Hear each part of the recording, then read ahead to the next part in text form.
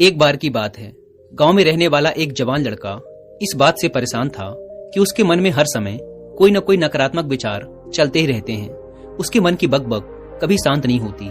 वो या तो अपने अतीत के बारे में सोचकर पछताता रहता है कि काश मैंने इस काम को ऐसे कर दिया होता, उस काम को वैसे कर दिया होता, या फिर वो अपने भविष्य के बारे में सोच सोच कर डरा रहता है कि कहीं ऐसा हो गया तो क्या होगा, कहीं मैं सफल न हो जाऊं, कहीं मुझसे कोई गलती न हो जाए जिसकी वजह से लोग मेरा मजाक उड़ाना शुरू कर देंगे।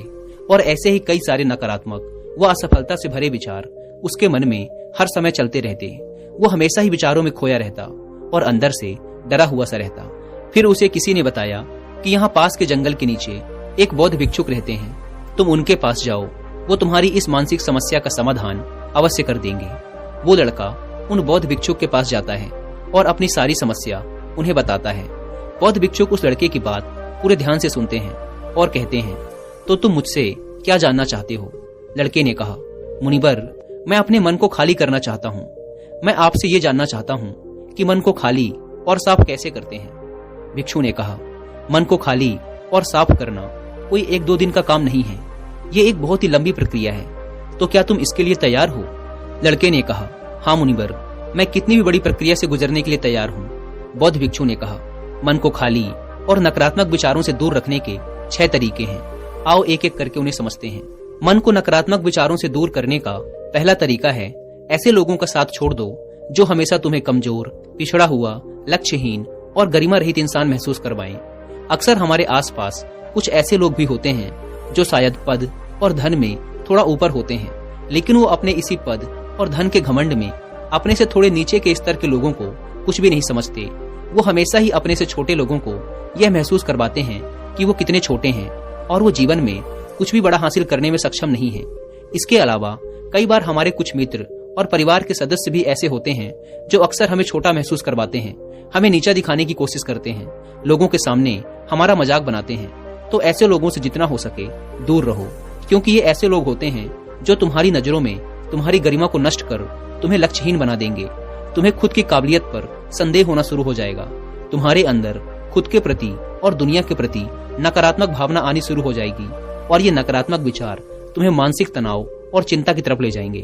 दूसरा, बहुत ही कम और चुनिंदा लोगों को ही अपना मित्र बनाओ। ऐसे लोगों को ही अपना मित्र बनाओ जिनसे तुम कुछ सीख सकते हो, जिनकी तुम इज्जत कर सकते हो, जो तुम्हारी भावनाओं को समझे, जिनकी सोच तुमसे मेल खाती हो, जो जीवन में आगे बढ़ने में तुम्हारी सहायता करें। हमारे जीवन और चरित्र में हमारे माँ बाप के बाद हमारे मित्रों का ही सबसे ज्यादा प्रभाव होता है। इसीलिए मित्रों का सही होना बहुत आवश्यक है। ऐसा कहा भी जाता है कि तुम उन 5 लोगों के औसत हो जिनके साथ तुम अपना सबसे ज्यादा वक्त बिताते हो। अगर तुम्हारे आसपास के 5 लोग जिनके साथ तुम अपना सबसे ज्यादा वक्त बिताते हो ईमानदार हैं, तो धीरे धीरे तुम भी ईमानदार होना शुरू कर दोगे। अगर वो 5 अमीर हैं, तो तुम भी अमीर बनना शुरू कर दोगे। संक्षिप्त में, तुम वही बनते हो जैसे लोगों के साथ तुम अपना सबसे ज्यादा वक्त बिताते हो। किसी महान दार्शनिक ने भी कहा है कि तुम मुझे किसी भी इंसान के मित्रों से मिलवा दो, मैं उसके मित्रों को देखकर उस इंसान का भविष्य बता दूंगा। हमारी सबसे बड़ी समस्या ये है कि हम लोगों को ना नहीं बोल पाते। हम ऐसे लोगों से भी ना नहीं बोल पाते जिन्हें हम अपनी जिंदगी में नहीं चाहते, और फिर हम ना चाहते हुए भी इन नकारात्मक लोगों के साथ अपना वक्त बिताते रहते हैं। इसीलिए हमें सबसे पहले उन लोगों को अपनी जिंदगी से ना बोलना है जिनके लिए हमें लगता है कि अगर ये हमारी जिंदगी में ना हो तो शायद हम ज्यादा खुश रहेंगे। दोस्तों, अगर आप भी अपनी लाइफ से टॉक्सिक मेंटेलिटी वाले लोगों और ऐसी हर चीज को जो आपको आगे बढ़ने से रोकती है इग्नोर कर लाइफ में आगे बढ़ने का एटीट्यूड डेवलप करना चाहते हैं, तो इसके लिए आप कुकू एफएम पर एक ऑडियो बुक सुन सकते हैं जिसका नाम है इग्नोर एवरीबॉडी। इस ऑडियो बुक में लाइफ की उन रेड लाइट को इग्नोर करने के बारे में बात की गई है जो अक्सर हमें कुछ अलग करने से रोक देती है। इस ऑडियो बुक का मेन सब्जेक्ट क्रिएटिविटी है, जो कि हर इंसान के अंदर किसी न किसी वे में होती है, लेकिन उसे पहचानने के लिए और सोसाइटी के लोगों को इग्नोर करके आगे बढ़ने की इंस्पिरेशन कैसे मिलेगी, उसके लिए आपको ये बुक समरी जरूर सुननी चाहिए। कुकू एफएम के बारे में तो आप सब जानते हैं कि यह इंडिया का one of the best audio book platform है, जहां पर आप एक बुक से भी कम की कीमत पे करके पूरे 1 साल तक हजारों किताबों को ऑडियो फॉर्म में सुन सकते हैं, वो भी हिंदी जैसी रीजनल लैंग्वेज में। नॉर्मली इस प्लेटफॉर्म के 1 साल का सब्सक्रिप्शन पड़ता है 399 रुपए का, लेकिन ये पहले 250 लोगों को मिलेगा सिर्फ 199 रुपए में, अगर आप यूज करते हैं कूपन कोड WI50। अगर आप इस ऐप को डाउनलोड करना चाहते हैं तो link description and first comment पर मिल जाएगी। बौद्ध भिक्षुक ने कहा, मन को खाली करने का तीसरा तरीका है वर्तमान में जियो। भिक्षुक ने लड़के की तरफ इशारा करते हुए कहा, तुम अपना अतीत नहीं बदल सकते, लेकिन तुम अपना वर्तमान अवश्य बदल सकते हो। इसलिए पूरी तरह से वर्तमान में रहते हुए उन चीजों और कामों पर ध्यान दो जो तुम्हारे नियंत्रण में हैं, जिन्हें तुम आज कर सकते हो, जिन्हें तुम आज बदल सकते हो। मेरी एक बात हमेशा याद रखना, केवल वर्तमान में रहकर ही भविष्य को संवारा जा सकता है, इसलिए वर्तमान में जीने की आदत डालो। बौद्ध भिक्षुक ने कहा, चौथा, स्वस्थ और पौष्टिक खाना खाओ।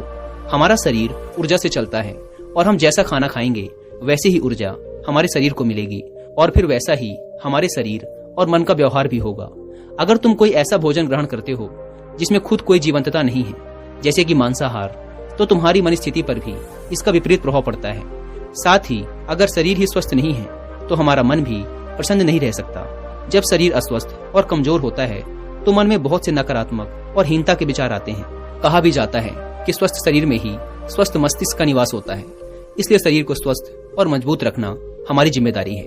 बौद्ध भिक्षुक ने आगे कहा, पांचवा, रोज अकेले में ध्यान करो। ध्यान किसी के साथ नहीं, हमेशा अकेले ही करो। ध्यान करने का सबसे उपयुक्त समय सुबह या फिर रात में सोने से पहले होता है, लेकिन अगर तुम्हें आसानी से ध्यान में गहरा जाना है तो रात का समय सबसे उपयुक्त होता है।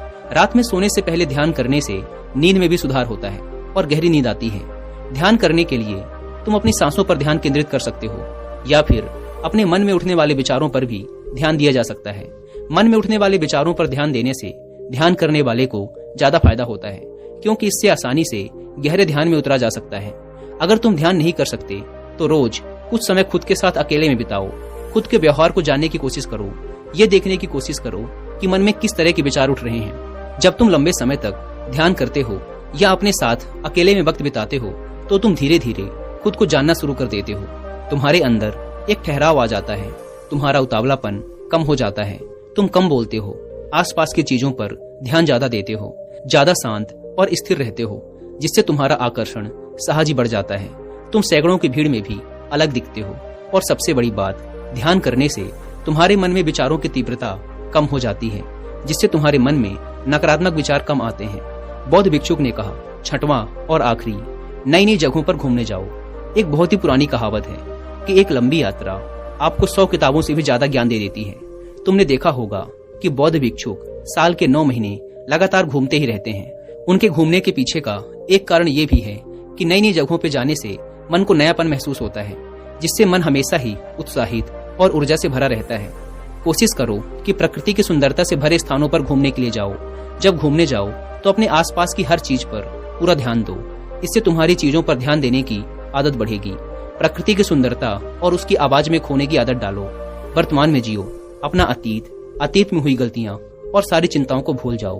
बस यही है मन को खाली करने का सूत्र।